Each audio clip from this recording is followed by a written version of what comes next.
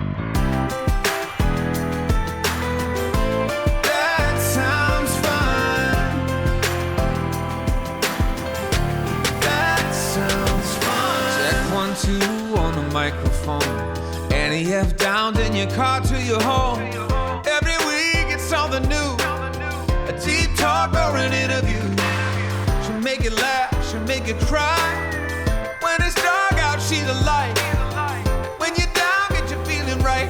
Oh man, that sounds fun. Hi, friends, and welcome to another episode of That Sounds Fun. I'm your host, Annie F. Downs. I'm so happy to be here with you today. And before we dive into today's conversation, I want to tell you about one of our incredible sponsors. This show is sponsored by BetterHelp. Listen, I know we're always having to juggle our time and figure out what our priorities are. And I'm telling you, therapy is something you will not regret making time for. Is it hard work? Yes. But is it worth it? Yes. Therapy can help you find what matters most to you, so you can do more of it. I know it's done this for me. So give BetterHelp a try. They've made it so simple to get started. It's entirely online, and it's designed to be convenient, flexible, and suited to your schedule. Your session can be done right from home. All you do is fill out a brief questionnaire. We love a quiz, and get matched with a licensed therapist. And you can switch therapists anytime for no additional charge, because finding the right match for you is really important too. Learn to make time for what makes you happy with BetterHelp. Visit betterhelp.com/thatsoundsfun today to get 10% off your first month. Again, that's BetterHelp, HELP.com/thatsoundsfun. Today on the show, I get to talk with my friend, Amanda Jenkins. Okay, you know her husband. He has been on the podcast before. Dallas Jenkins has directed and produced over a dozen feature and short films before he created The Chosen, which is currently one of the most viewed TV shows in the world.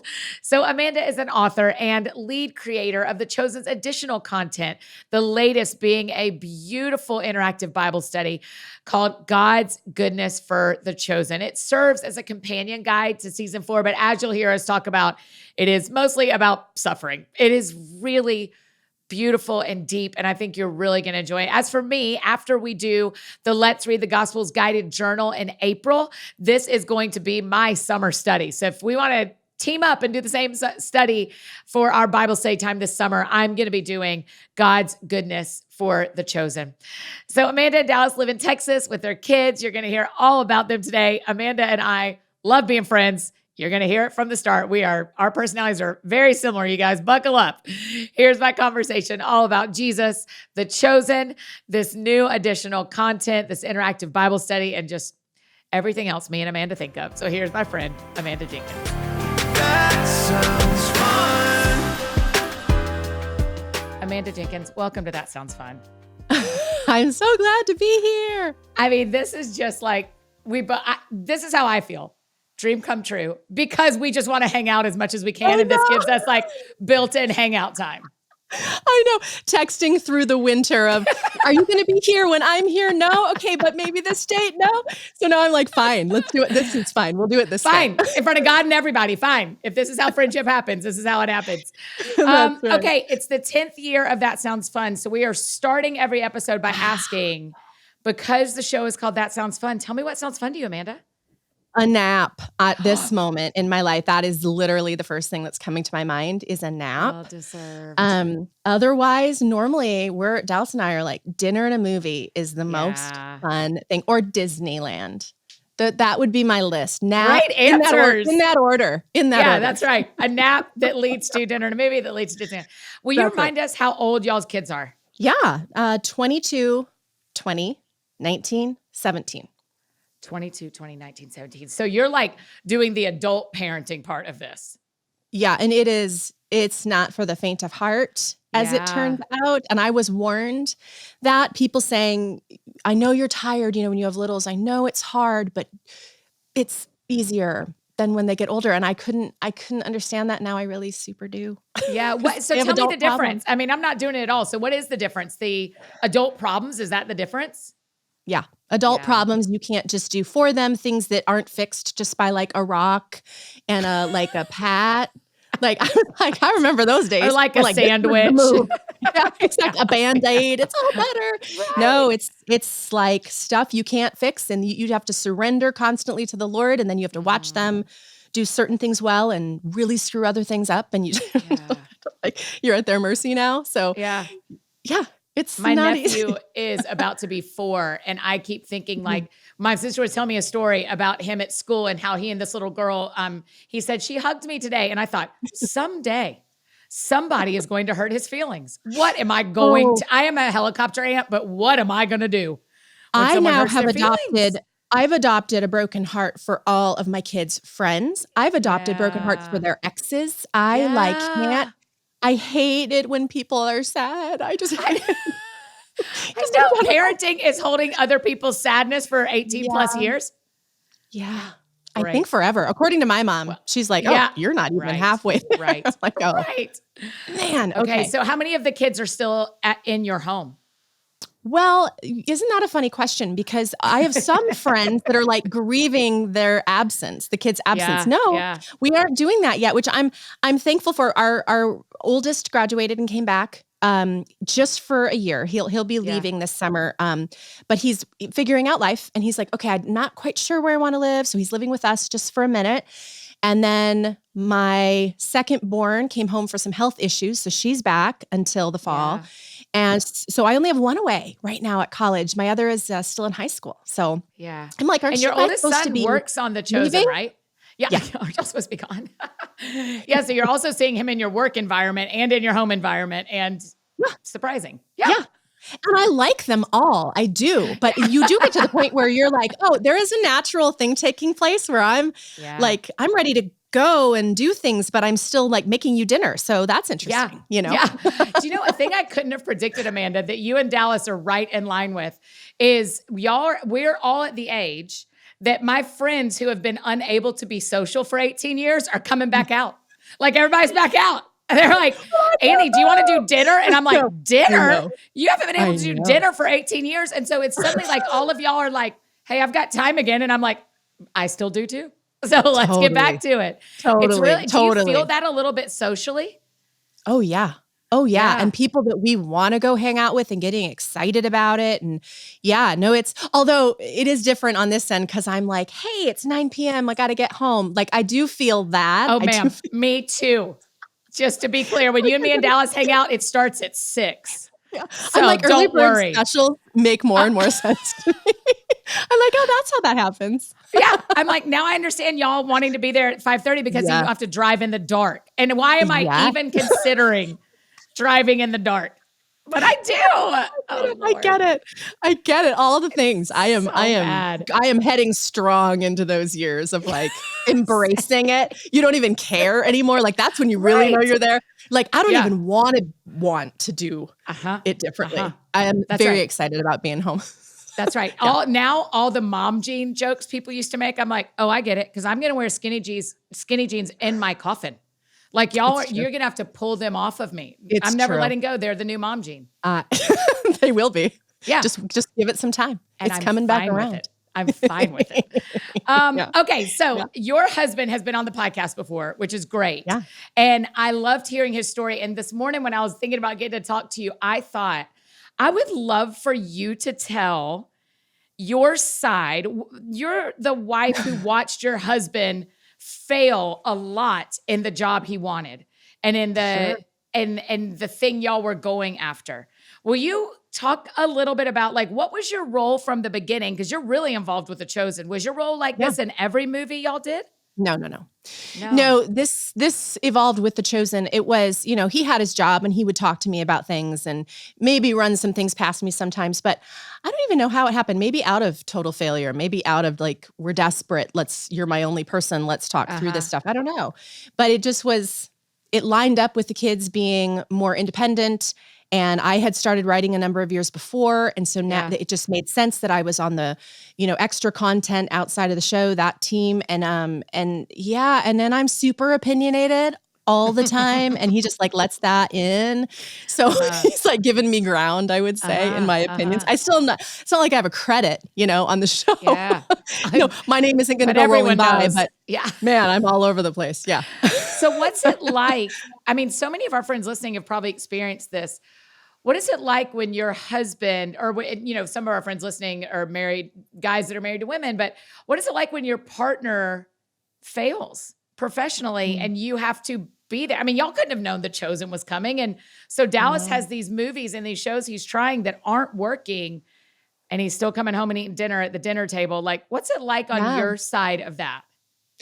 Yeah, I mean, truly heartbreaking. Like, you're their person, you're their cheerleader. And I always felt like I was the first one to know how great he was. Like, I've always kind of felt that, like, man, they just don't know how great you are, And so that was hard and scary too, because it came with an income problem, right? And so I'm actually the one who pays the bills. And so God really had to deal with me on that front, where there were other factors involved besides just the failure of the films, but he just didn't have a lily pad to jump to, which is how this business works, right? You go project to project, and there were no more lily pads at all. And so you're just kind of floating, and then the Lord's saying, go in this direction. You're like, there's nothing there to step on. Yeah. And I have literal bills that we have to pay. And then in the first year that we really took the walk of faith into this project, we had health crisis after health crisis, and probably to be on the safe side, I won't overdo the number, but like $150,000 in doctor's bills within the first 6 months of having no income. And so it was like, God pushed me to trust and to go forward with no income in the midst of failure, and no one returns Dallas's calls. And then to the pile on of actual crazy things that could never, ever be paid by us. And then one by one, miraculous provision. And you learn really quickly that, like, when you're wilderness walking and you're relying on manna, that it's terrifying until it's like amazing. Yeah. And so it was this deep end of the pool lesson in how to do this. But I would say that it was heartbreaking, but also really, really just genuinely scary for me, because he was I was momming for 20 years. What was I going to do to help? So turns out a lot. But in the end, but we didn't see that. So yeah. What were you praying during all of that? Teach us how to pray when we're sitting in that, where we're struggling financially and our partner's doing the best that they can, and it's not, the ends aren't meeting. What are you praying? Yeah. I mean, that's a funny question for me right now, Annie, honestly, because I feel like I'm learning the same thing in a new vein with a kid who's chronically ill. So it's a good reminder for me that, we learn lessons and then they're applied in a new way, and we totally forget the lesson. But I would say at that time and now, my prayers are desperate and honest. I tell people that I've learned God doesn't want our pretty prayers, like the ones that are really tied in a bow. I mean, I have learned to just be angry and to vent and to plead and to praise, and that it's this kind of intermingling. I'm not sure I have a prescription other than like hands open, guttural, in the place you're at, truth, Yeah. Does illness feel like spiritual attack? I would say carefully, yes.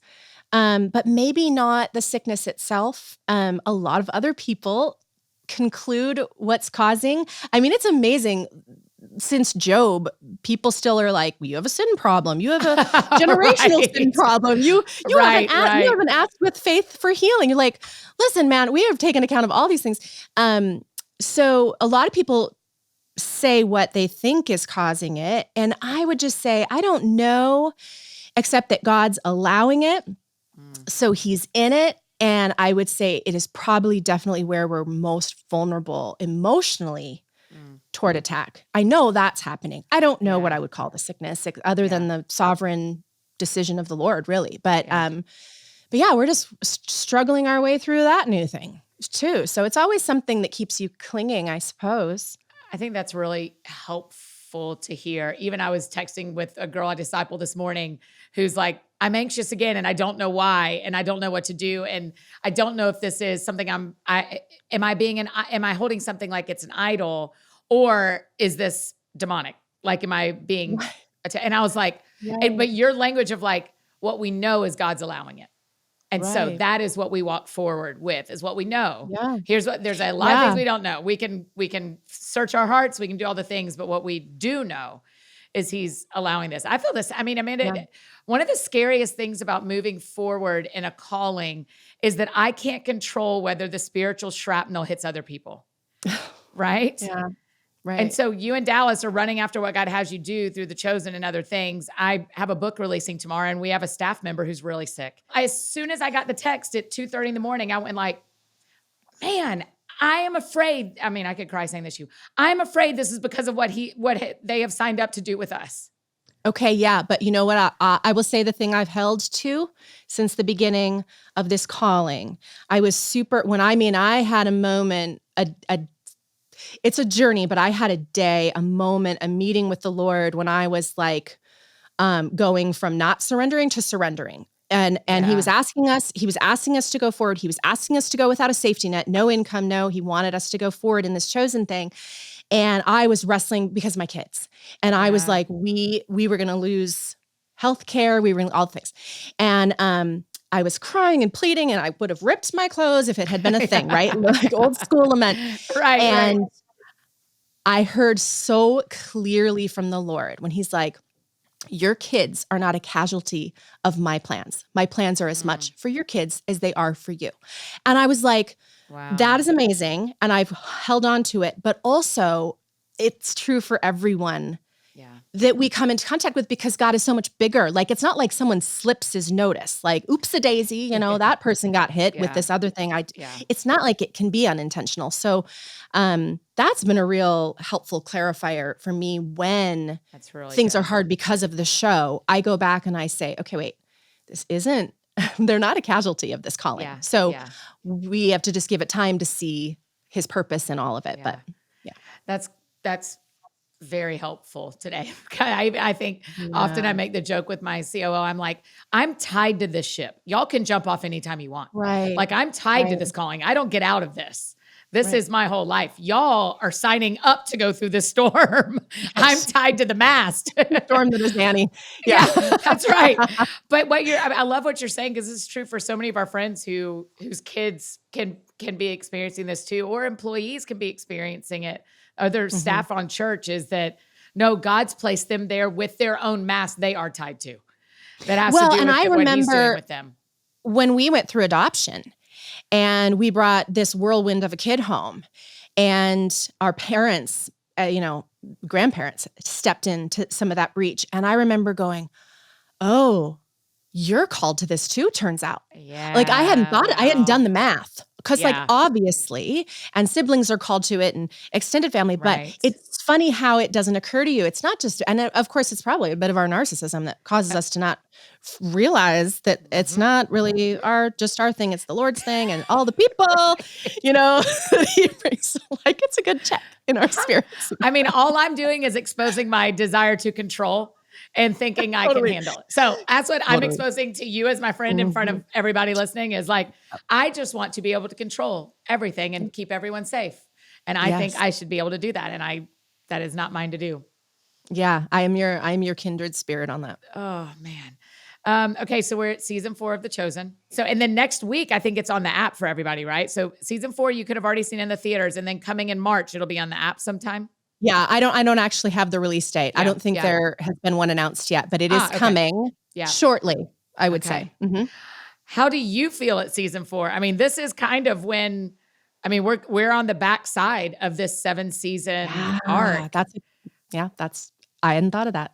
I'm thrilled with where we are, in the sense of the people being changed by it. It doesn't seem to stop. And so people will say, I know you're so sick of hearing these stories. I'm like, no, it is fuel, and it is exciting. And I would say more and more, seeing more languages around the world, and more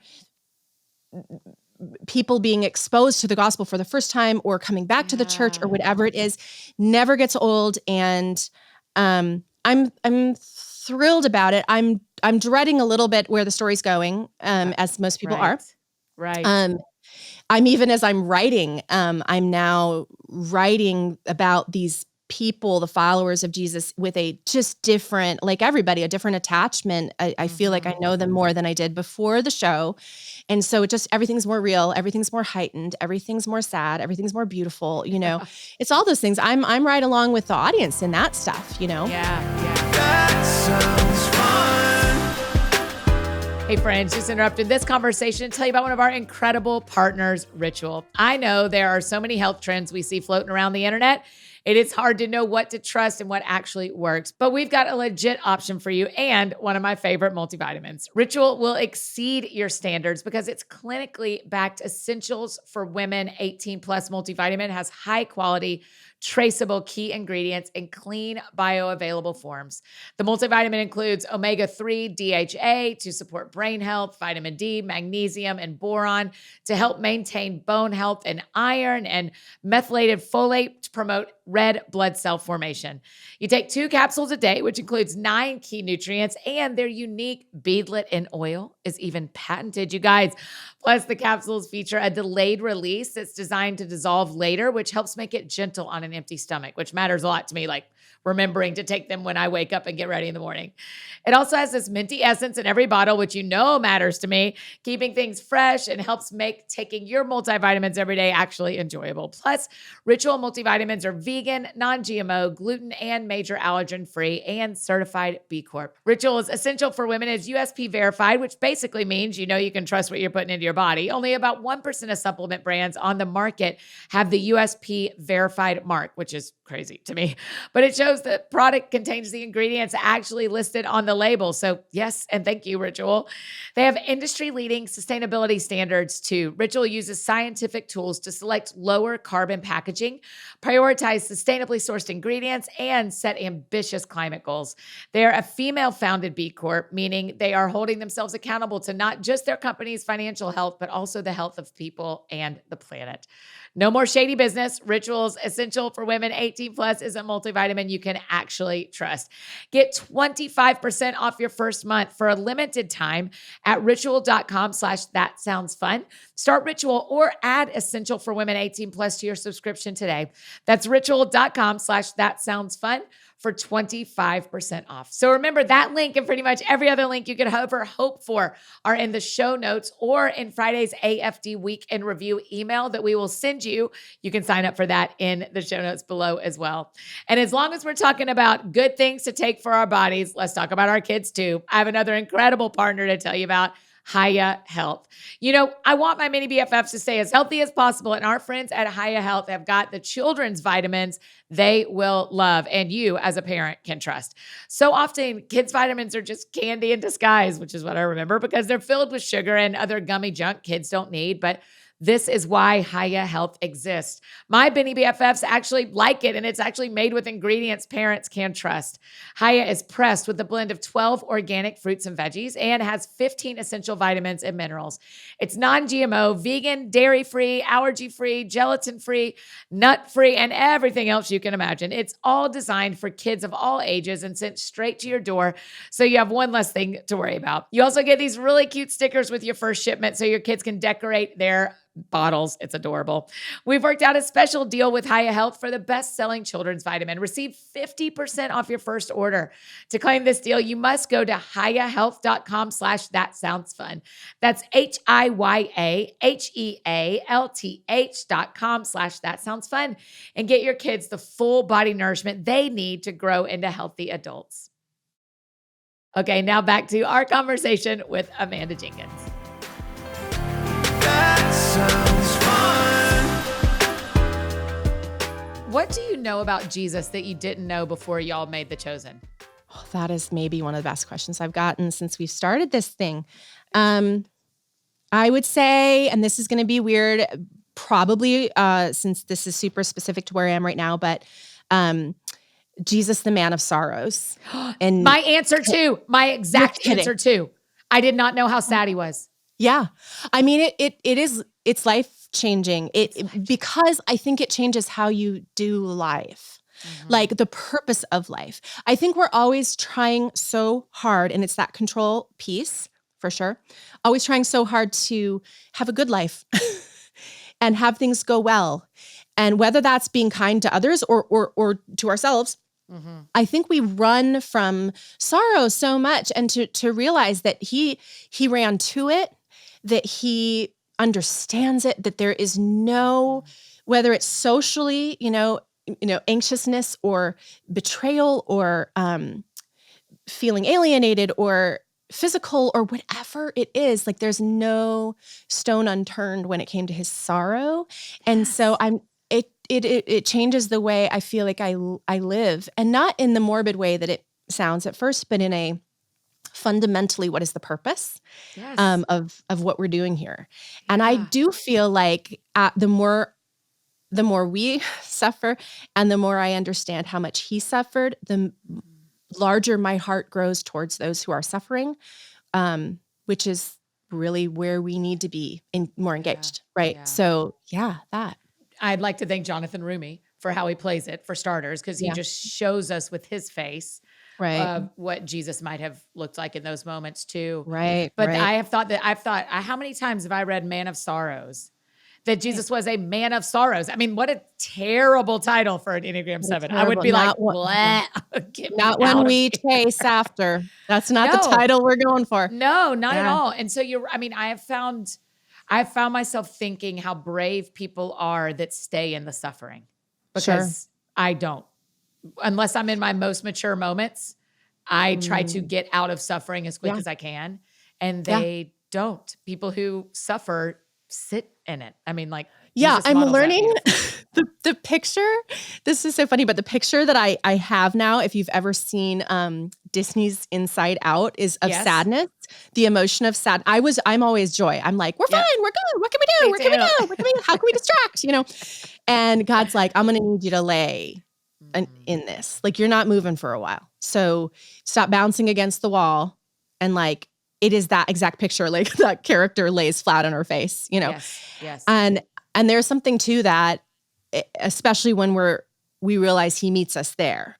It is the joy aspect of, joy is good and he gives joy. I'm learning his joy instead of the one I usually pursue. Right. But the idea of not only accepting grief and sitting in grief and not trying to escape grief, but also sitting with other people in grief, and recognizing that's exactly what he's doing. It's all very like, okay, slow down.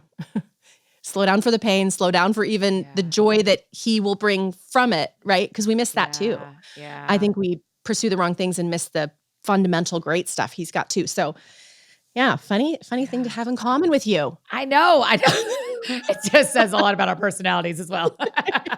This is turning into a lot of confessions. That's right. That's right. We really are. I think one of the things when my friends and I talk about The Chosen, one of the things everyone is dreading is watching Judas change as well. Yeah. Is to go from being a guy that we like to the guy. Yeah. And to see how it happened and to even be having some compassion to go, man, I get why he chose that route. I wish he hadn't. We need to warn others from doing it, and scripture warns us from doing it, but it makes sense. Addictions make sense. People hurt people and materialism change, all the things that we're warned about in scripture, but you can actually see to watch him and the way he's thinking, and that it actually came from a place of wanting to see the ministry be different and be bigger, but he wasn't surrendered, right? It's quite a cautionary tale in a way. I never identified with Judas until now. No. I'm like, oh man, I can kind of see. It's those blue eyes. You're like, you're such a nice looking person, but I know who you are. I know. It's so great. It's so great. And Luke is so sweet. And the actor who plays Judas as a human, right? Okay. So back me up to when you started writing these companion Bible studies. The new one that is out is called God's Goodness for the Chosen. It is. I am so excited to do this, Amanda. I'm starting this ASAP. What I think I'm going to do is I think I'm going to save it for May, because we're doing a certain thing in Let's Read the Gospels in April. But I think I want to do it as my summer study. It's meant to be 6 weeks, right? 6 lessons. It's 8 weeks. It's 8 weeks. 8 weeks. I'm sorry. It goes along.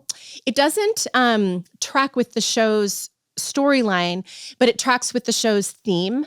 And what's interesting about it too, it's called God's Goodness for the Chosen. The working title for a long time was Suffering for the Chosen. It's about suffering. It's about suffering because you can't, it's really hard to not write right where you are. So Totally. I was like working on this Bible study with Doug Huffman, our Bible scholar, and he has been through a tremendous amount of suffering in the last year as well. And so it's like, okay, what are we going to talk about this time? And and of course this season lent itself to that, and our seasons lent itself to that. I'm sure that's not a coincidence. And so the operating title was Suffering for the Chosen. And I'm like, that's not only is that not a great selling title, I don't know how many people are like, yes, let's Can't wait. really dive into suffering, right? Same as you and me. We're like, no, thanks. That's right. I'm gonna bounce right off of that. But what I started to find as I started studying it is that our suffering, when we're doing it with the Lord, is always eclipsed by his goodness, not removed. So that's the picture of it. And there's actually kind of a running eclipse throughout the study, just to get this idea in our minds that we suffer and it's not always removed just because we ask. It's not always removed because we make good choices or we power up.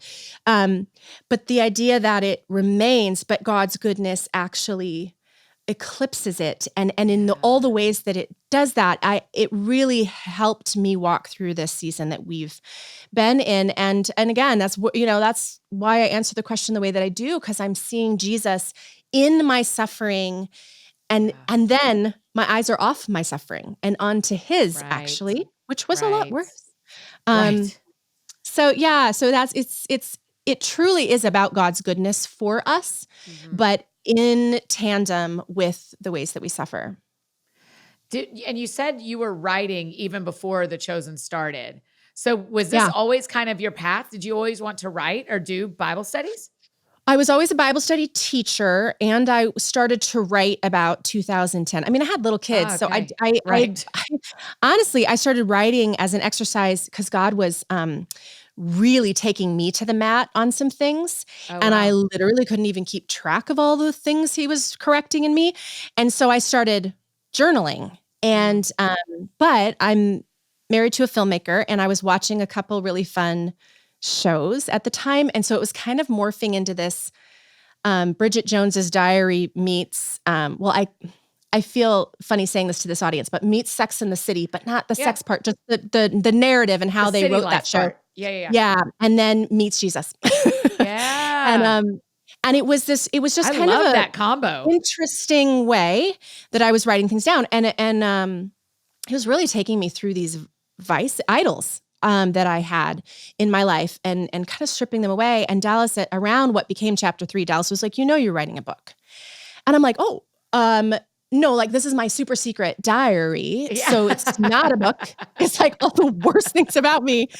And he's like, no, I think you're writing a book. And then God really started to convict, no, you are writing a book. And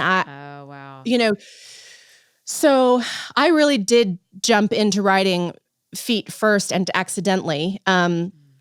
But it was released by Tyndale in 2013, and then did a couple kids' books with a girlfriend of mine. So I had the gears turning with writing. It comes naturally to me, and I'd always been teaching. So that when we started the show, and in between seasons, people, they wanted more of the show, but also they were diving into scripture in a new way because of it. And so it just made sense. They were like, let's give them something, and then that turned into devotionals and Bible studies every season. And so we're now on this very fast moving train. So I now write like this, You're like, Annie, while I'm talking to you, one hand is writing a Bible study over here. Best and worst parts about working with your husband every day? Best part is that we do not work in the same room. It helps, I hear. Okay.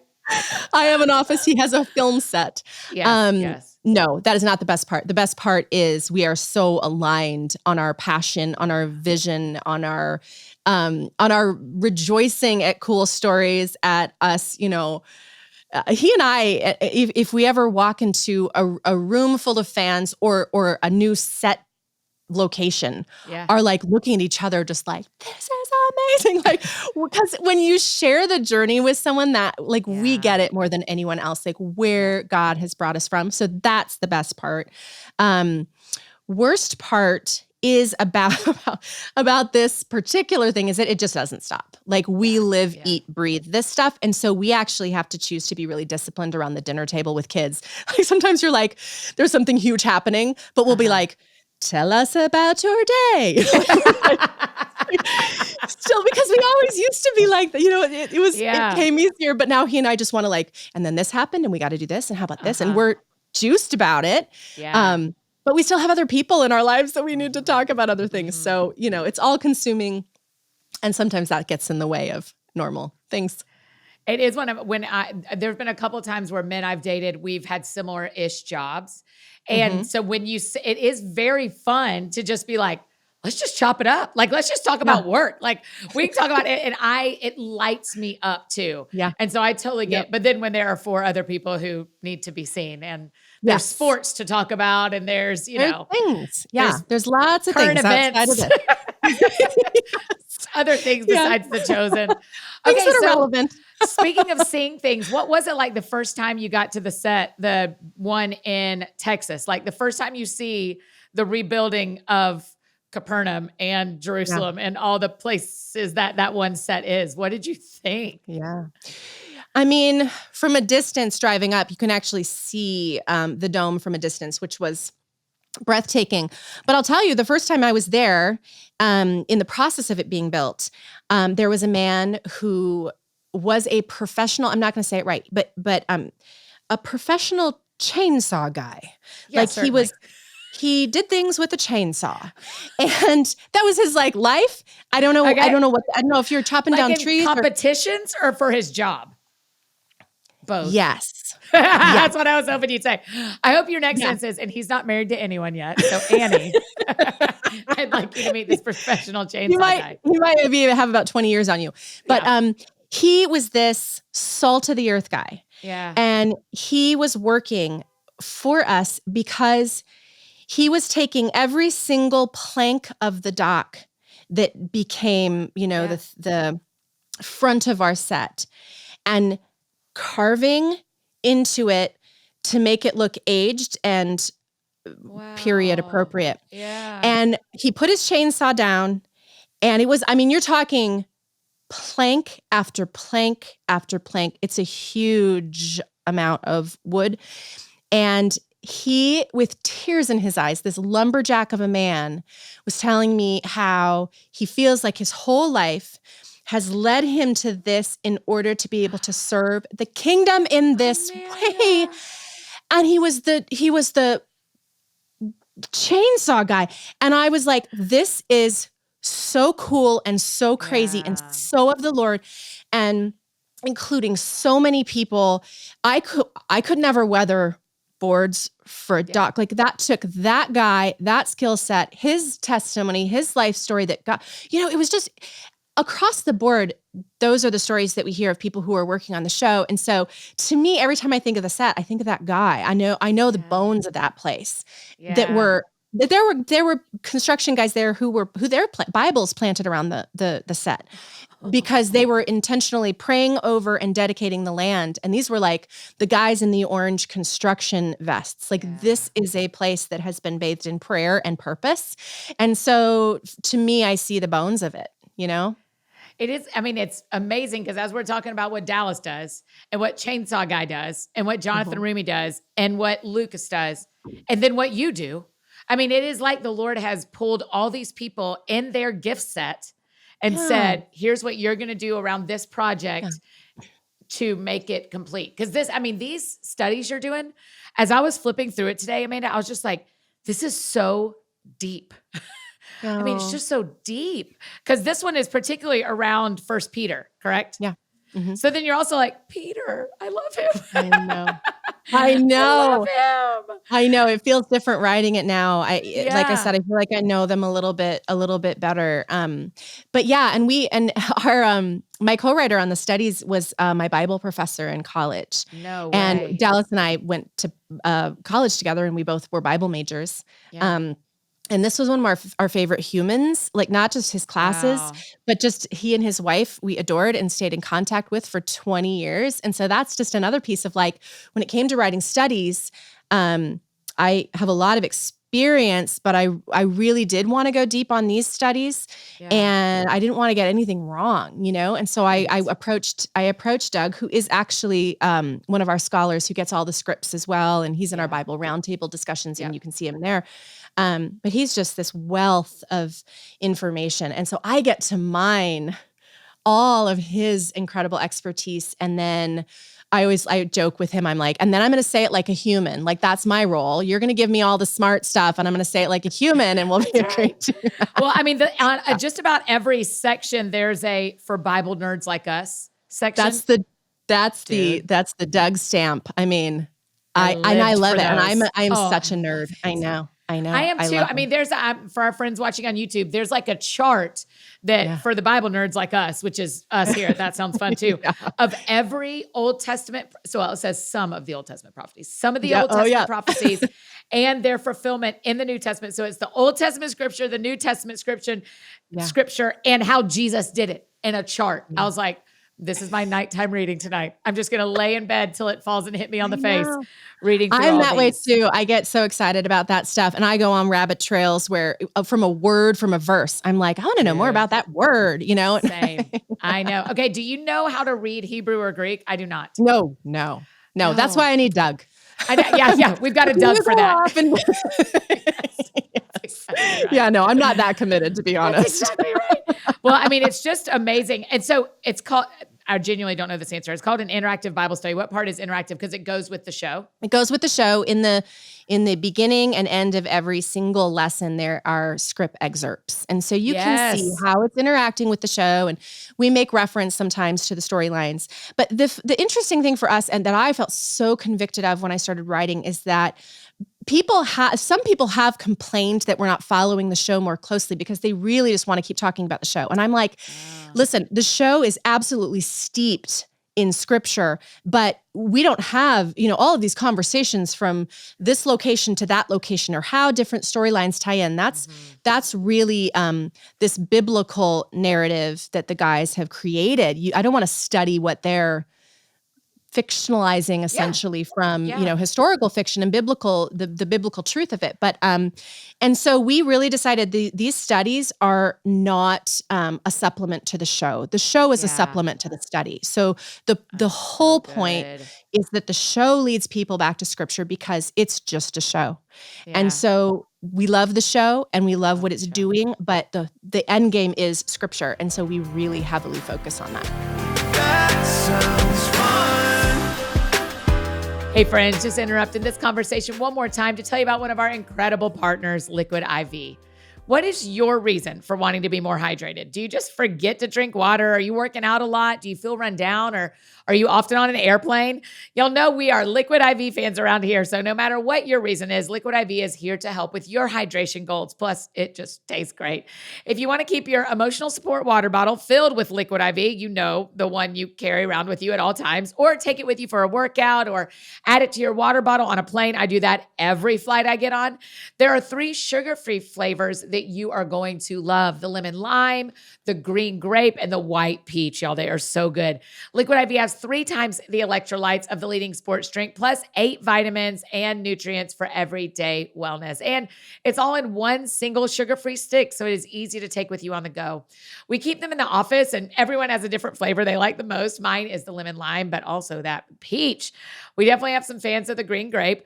There's no artificial sweeteners in it, and it's non-GMO and free from gluten, dairy, and soy. Use it every day or before a workout or when you feel run down or after a long night or on long flights, literally everywhere, you guys, everywhere. However you hydrate, grab your Liquid IV Hydration Multiplier sugar-free in bulk nationwide at Costco, or get 20% off your first order when you go to liquidiv.com and use the code ThatSoundsFun at checkout. That's 20% off your first order when you shop Better Hydration today using the promo code ThatSoundsFun at liquidiv.com. And now back to finish up our conversation with Amanda. That sounds fun. It's been my favorite thing this spring to tell everybody, like, here's another thing to put in an Easter basket. I'm like, oh my gosh, this is perfect in an Easter basket of anybody who's a chosen fan or not yet, if they haven't been exposed to it yet. What a great, 8-week study. Yeah, it just is. It's beautiful, Amanda. And it is very, I get to read a lot of things in my job. I bet you do. When I read things that are deep, I'm just so appreciative because we need things that are lighter. Yeah. We need intro things. I mean, if we're going to talk marketing, we need top of the funnel. Even Jesus needs top of the funnel content to give to people. Absolutely. This is not that to me. This is like, hey, have you been around this a little bit? You want to talk about suffering? Let's talk about suffering. And so it's just beautiful. Right. And I'll say a cool thing on that note, as we're talking about calling too, is in season 1, episode 4, we show the miracle of the fish and all the fish jumping into the boat. And Jesus was talking to Simon about, he had told a parable about how fishermen catch fish and then they sort the good ones from the bad. And then he says to Simon, did you get my parable? Did you understand it? And Simon's like, not really. And he said, well, just like they do this and they gather the fish. I want you to gather people. I want you to be a fisher of men. He's like, and at the end of the age, I will sort them out. Yeah. And one of the things Dallas has had his calling on his life clarified for him, where he's like, I'm a gatherer. I am not the one sorting them out. A lot of people want him to sort out. A lot of people want to say, no Catholics, no Mormons, no charismatics, no whatever, however we've delineated. Dallas is like, that is for the Lord to sort out. I'm to gather people to the story of Jesus. Okay. So he had his calling very clarified. Well, I really felt like my calling was to disciple the ones who stayed. So he's gathering and I feel like I'm standing behind him going, you want to go deeper? Yes. We have content for that. We can take you deeper. So that I think has most characterizes the working relationship that we have. It is, I give tons of opinions all the live long day, but my actual role I feel is I'm here to disciple people who want to stay and who want to go deeper and who want to read a For Bible Nerds section because you can't, you can't get enough. And that's not everybody. How did you get that sentence of, I'm supposed to disciple the ones that stay? Was there a day? Was there a scene you were watching on set? Did you and Dallas have a conversation or did it come over time that you're like, oh, now I get this? Yeah. I mean, I don't, people always ask, what are your other ideas outside of writing for the show? And I'm like, oh, I'm not a creative person. I don't have ideas. Like when I sit down to write without heavy prayer and like pleading with the Lord to say something, I'm like, there's like a tumbleweed rolling through my head. Like I'm not like bursting with ideas. And so it came in one of those times where I was just Bible open in the Lord, waiting to hear from the Lord, waiting to learn. I have to learn this stuff first, right? Like the reason there's a Bible study on suffering is because I was suffering. And so I'm like, okay, Lord, I need to learn what you, I was like, I don't have anything on this topic because I'm just mad at you. I feel abandoned. My daughter is suffering. It's worse than if I was suffering. So it was truly out of desperation, this last one, but that's kind of how I write in general. I kind of write desperate. I kind of sit with the Lord and go, it doesn't happen unless you're going to give it to me. So in one of those sessions, Yeah. I taught at a conference this weekend and on Saturday I said to the Lord in the morning, and I said this from stage afterwards, but I said to the Lord in the morning, are you fine with me getting up and preaching when I feel this mad at you? Are you fine with this? Are you going to be all right that I am going to do my job? I also, you and I have some things and I don't know if I need to wake up an hour early and we need to get right. Like, is this like a don't go to bed while you're angry moment? Or let the sun set on the anger. Yeah. And so I had to do that thing that you said of like, hey, I'm going to pray kind of messy and I still have to do my job today. And then I'm going to come back this afternoon and we're going to work through this. Right. Because I love that so much. That just like resonates so deeply. But I also feel like, there are things that make me mad, but I am past the point of questioning who he is. I know who he is. Right. I just get mad at who he is sometimes or mad at what he's choosing. And that's one of the things that we've been doing as we've been walking through this season is like, okay, what is actually true? because it's all I got. Like I have all these feelings and I have all these opinions and all the, I feel like I'm talking to the wind. I feel like I'm being overlooked. I feel like whatever, all those things that we do. But I know what's true, And so when you go back and you focus on the truth, I can actually say what's true and have it not be at all hypocritical. I'm like, no, I know this is true. Yeah. I'm just a little ticked about it at the moment. I'm mad, but he's still good. But he's still good. Yeah. And I can't make those ideas do this right now, but they do. So, I've kind of stopped asking why to the Lord because I'm like, actually, this is just a waste. This is a tumbleweed. If I ask you why, it is a tumbleweed into our relationship because I don't find the Lord answers that one very much. And the only reason I'm asking why is that if I'm mad or if I'm not happy with the result I've experienced. So instead, I'm just kind of going, it's that same, like, I'm not questioning who he is. Right. Now I need you to tell me, what are you about to do with this? Right. You must be on the move. If all this is so what are you doing? Because why keeps not serving me? It just feels like it keeps me mad for another quiet time, 30 minutes, I need to write that on a Post-it note and stick it right to my computer. Why is not serving me? Why is not serving me? That's a good one. It's how I feel. So true. Okay, so tell me this. When you are talking to the Lord, what is it like talking to Jesus when you are part of a show about him? Has it changed your prayer life? Does he talk to you differently because you make a show about him? I don't know. Is it different for you now? It's really funny. Everybody pictures Jesus as Jonathan, but I know Jonathan. Yeah. And so that hasn't happened for me as much. I'm not really praying to Jonathan.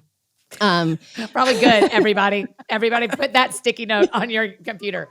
That's the number one takeaway of the day. Yeah, if you get nothing else.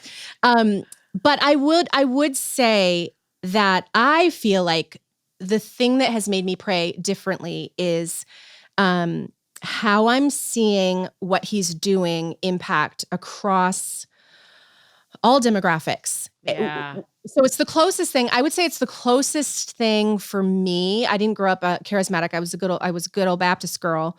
So I didn't actually experience a lot of that, some of the spicier sides of the faith. How am I saying that? And so I would say that when you have old people down to 2-year-olds to special needs people to people in other languages before it's translated into their language, understanding things about Jesus through the show, I'm like, this is the closest thing to Acts and the tongues, people went out and heard it in their own language. And so I kind of have this new wow factor. So I would say, I'm actually praying some bigger prayers. I would say that's how it's affected because I'm watching something supernatural taking place. I'm not always getting yeses to my big asks. Yeah. But I am asking more of them, and then I go through the anger and then I go back through theology and then I tend to land back in the same place. Yes. Right. An inch may be gained, but I'm praying bigger prayers because I'm seeing this miraculous spread that, is just so cool. And it becomes undeniable so that when you're praying, that's who you're praying to. You're praying to the guy who just made sense to a family in China that doesn't speak the language. That's right. Not us, that's him. And so we're just going to keep going forward. And man, we're praying to the God who speaks all the languages and who does all the things. And so that's the main difference for me. So when our friends listening or watching The Chosen or listening to this, see an interview with Dallas and they think, man, I'm going to pray for Amanda in Dallas. What do you want our friends praying for your family? That is always the kindest thing. And I would say the most coveted thing. You hear that a lot in the Christian community. Oh, I'll pray for you. I'll pray for you. Now I'm like, oh my gosh, please do. Thank you. Please do. Yeah. Right now we're being really honest and our kid is letting us be honest. Pray for Maya. Because that's our current challenge. From a more macro level, my kids love Jesus and I'm so thankful for that. Every one of them pursuing a relationship with the Lord, but they are getting hit. I mean, weird things. And so just steadiness. I would love for people to make them steady, anchor them, because I am learning to get past asking for relief, right? I'm not asking for that. And I do think that the suffering and the struggle is keeping me clinging to Jesus, and it's helping us not get this wrong, quite frankly. And I'm guessing that's part of the sovereign plan. Like, if you enjoy this too much, you might run ahead, right? Yeah. And I think he keeps me like clinging to his thigh through some of the suffering. So I'm not praying for relief, but I do pray for steadiness in our marriage, steadiness in our kids' hearts, so that we can just manage the high winds, you know? Yeah. We will pray that. I promise. Well, Thank you know you. I do, but I'm speaking on behalf of all of our listening friends. Thank you. Okay, I want to finish by pitching a merch item to you, a merch idea. Ooh, I'm in. Listen, when Taylor Swift started the Eras Tour, all these, stay with me. Did I already tell you this in person? I can't remember. I may have already pitched this to you. No, but it was a really good lead in. So I'm like, okay. One attentive. thing a lot of fans did is they had these big posters of every song on every album, and they marked off when she did her secret songs, because 2 songs in every show, she switches up. So they knew which ones were in the show, and then they went and X'd off kind of like a big bingo board of songs. Right. Okay. I have a dream in my heart to have a bingo board of every story in the Gospels, and I get to X it off. Oh, cute. As y'all do it on the show. I would go back and start from the beginning if I could exit on a bingo board of this is every story in the Gospels. That's very cute. And see if y'all may not get to hit them all. We certainly aren't holding you to hitting them all. But I wish there was a bingo board I could purchase. That's really cute. I'm actually going to pass that on. If there's a world where I can buy a bingo board, I am your first and maybe only customer, but I wish I had a bingo board that went along with every episode or every season. We get a lot of suggestions that I have to I'm sure you do. that. And they don't necessarily get passed on. That one I'm passing on. That's a good one. Your call. I'm just submitting it. I understand I have an advantage because I can go right to the top here, but I'm just submitting that as soon as I saw that for the Eras Tour, I was like, that is what I wish The Chosen had. That's a great idea. Thank you for doing this. I hope you and or Dallas will come back in the winter when you'll have another fun project coming out. I'll come back for you anytime. Okay. It is my goal to get in an actual one-on-one lunch before our next this. That's we just said in front of everyone. We have to have a table, not recorded conversation over food. Okay, I can come to Texas. It would be completely the same. The conversation. Literally. I just probably would have said more details is the only difference. And maybe a cuss word if I'm just telling the whole truth. I was going to say, and a few more swears. I love Jesus, good. but I curse a little. Is that what they say? That's it.